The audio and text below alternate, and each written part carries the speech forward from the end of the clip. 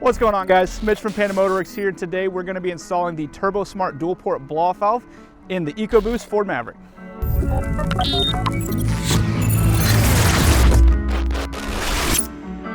So there are a few benefits to this direct replacement blow-off valve other than the stereotypical blow-off valve whoosh noise that you might be familiar with, and that is going to be its unique boost balance technology as well as its positive seal O-ring.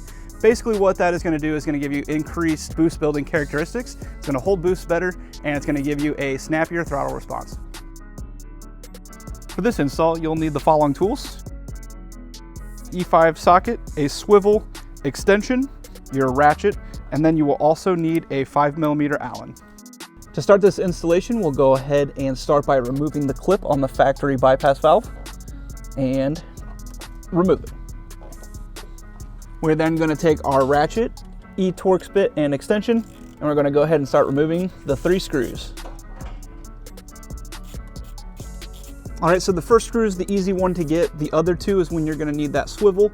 Luckily, we have this fancy extension with the swivel built in, so we'll go ahead and get it into place.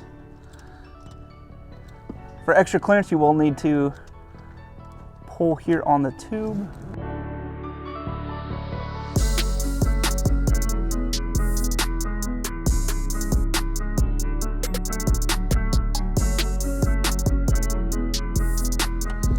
Last screw removed, and go ahead and remove the factory bypass valve.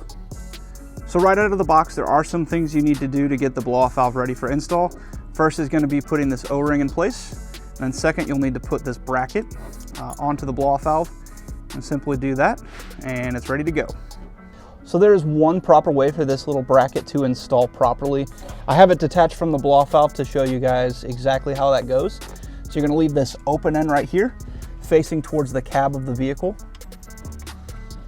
You'll put it in just like that. So with that bracket in the position that I just mentioned, go ahead and put the blow-off valve in place. We're going to get the hardware started.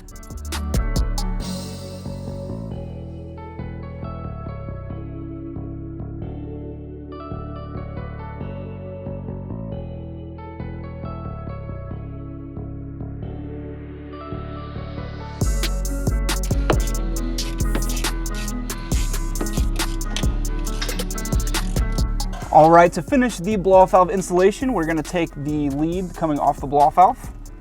We're going to find that connector that we unplugged earlier. We're going to go ahead and slide it in, hook it up. Now that we've got it installed, let's get it out on the street, see how it sounds.